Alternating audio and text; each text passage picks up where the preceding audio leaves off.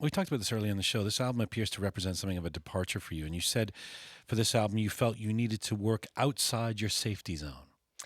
Yeah, that's sort of indicative of how I feel about everything in my life. You hit your mid 40s and you sort of look at the trajectory of the rest of your life and you think, okay, am I going to sit complacent and think this is as good as it's going to get? Or do I feel more positive? And, basically my attitude is I want to suck the marrow out of every single day and get the most out of it. And I think the greatest lessons for me was watching my father as he went through his illness, and he had cancer, and it was, the last couple of months were pretty tough, and he was in a lot of pain and discomfort, but he remained really grateful for every moment that he was alive, and he lived his life full of gratitude. Like every small gesture, he was always asking everybody how they were doing, and he was still engaged right to the end. He wasn't waiting to die. He was living every moment, and it was such a great lesson for me to witness and be part of. And Did he say anything specifically to you about that? no, he's a very quiet man. He didn't talk a lot. It was just in the way he moved through everything, and when he did say things, it was sort of profound because he didn't speak very often, but you could just tell. And I, he was always, as I said, always grateful. And he had a wonderful wife, my wicked stepmother, I lovingly call her, who gave him the best last 7 years of his life. She is an incredible woman, and they just adored each other. So that was a wonderful gift to see That as well. song you just played was for him. Yeah, it's sort of an homage to him, and what I realized after he was gone, I guess, is that, which is sadly often the case, even though I did have great love for him while he was with me, is that you rarely experience unconditional love anymore. And I absolutely felt that from him. And I still do. I carry that with me, and it's kind of like an anchor in a way of I had that in my life, and it was profound. It's beautiful. There's a few things you've said I want to pick up. But first of all, I mean, if you need to get outside your safety zone, what is the safety zone for John Lopez? Well, that place of comfort, where What does that mean? things What are is it? easy. What is that for you? Well, it depends on the situation. I mean, I try and, when someone asks me to do something that doesn't feel comfortable, my first reaction, of course, is to say, oh, I don't want to do that. That wouldn't feel good. But then you have to ask yourself, well, why? Why are you scared of that? And, anything that scares me, I'm working really hard to lean into as opposed to run away from. So when I get asked to act, for instance, it's not something I'm interested in particularly. It actually kind of frightens me a little bit in the same way that public speaking does, strangely enough. So when I'm asked to do it, it's like, okay, well, let's try and do that. And What's the difference between a safety zone and complacence? that's a good question. Perhaps they're one and the same sometimes. Like, are you worried about? Do you worry, especially because you're as successful as you are? You could just kind of, I don't know if you could, but I guess Stop, slow down, hang out. Yeah, I mean, God, how boring would that be? well, right. So, but is that something you worry about? Just becoming a complacent person? When you talk about the mid-40s, and I mean this revelation that you're having about embracing every day. Well, and I think, the complacency came in the form of acceptance of certain things in relationships that weren't necessarily very good or very healthy. And I think when I speak of complacency, I speak to that and going, am I okay with it? Is it good enough, or should I push and try and work harder at it and make it better? And certainly with relationships, because that's the basis of everything we have here on this earth. The things that are important to us are our relationships with ourselves and with everybody else around us, people we care about. And what's the difference between pushing for what you really want and need and believe that you deserve, and just being really high maintenance?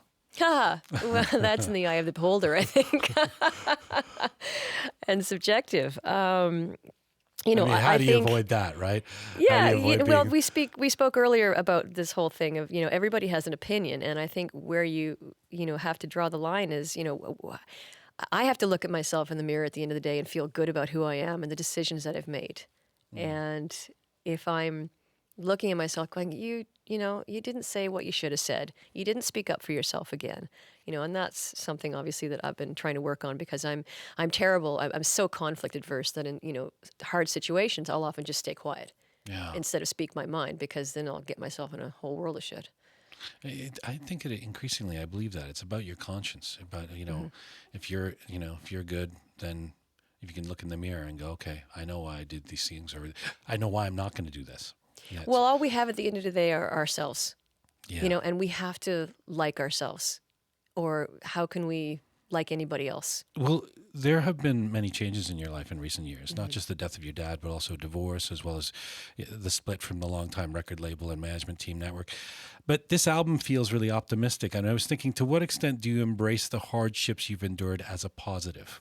I always try to, actually. I mean, and I think that's what saved me, and also what allows me to write about it from, I suppose, a point of a bit of objectivity. Even in the thick of things, I look at suffering and loss and struggle and hardship. That's the juicy, meaty stuff where you really get to learn and grow. And that's when you discover what you're made of.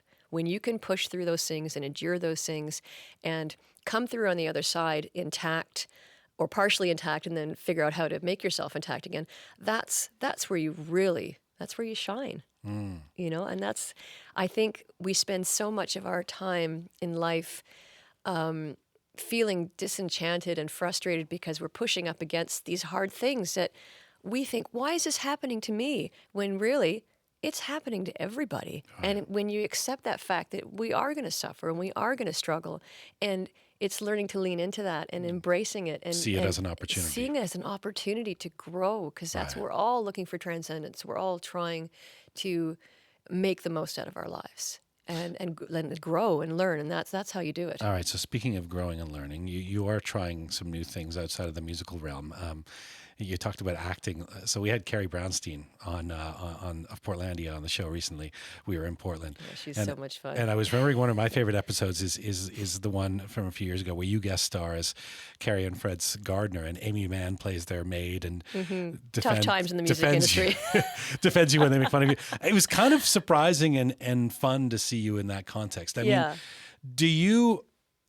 For all it's funny because all the time I've known you off stage over the years, you're not just the sincere, pious Sarah that that. Oh my God! Everybody thinks I'm so serious. Yeah, I sit in the dark with candles and write poetry all night. No.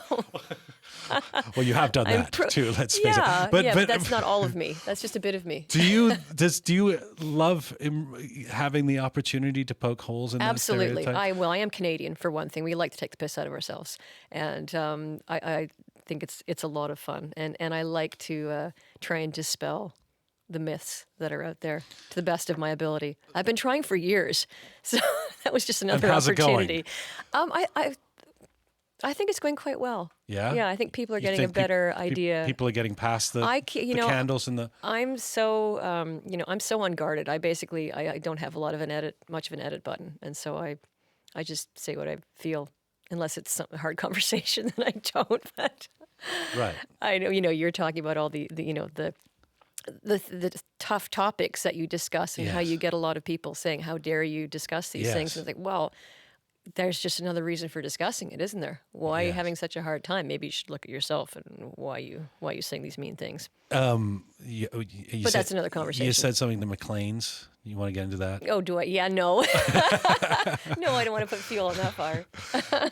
You're having a good time in life, is what I took from that McLean's article. I am having a great time in life. Life is good. You would... you said that this album is about moving through the second half of your life in a more mindful and meaningful way. So before I let you go, beyond embrace every day, what does more mindful mean? Trying to inform every conversation and every attitude that I have with kindness and love. And I know that sounds incredibly corny and idealistic, but I really do believe that if you can infer every conversation, I have every conversation with the idea that there's love in it, there's kindness and empathy, and if you can do that, then I think you're a lot further ahead. And then laughter and humor too. I mean, I find that with my kids, if you're in a tough situation and things are heading down the rabbit hole, and if you can just find something to lighten it and just say something ridiculous and funny, it often will help things. And that's the same kind of attitude. Again, it's looking for something positive in a pile of dung.